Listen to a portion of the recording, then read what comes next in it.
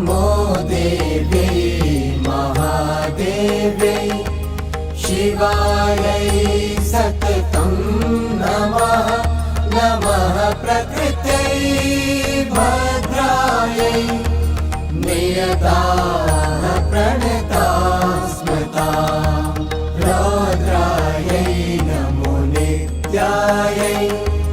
गौर्यै धात्र्यै नमो नमः ज्योत्स्नायै चेन्दुरूपिण्यै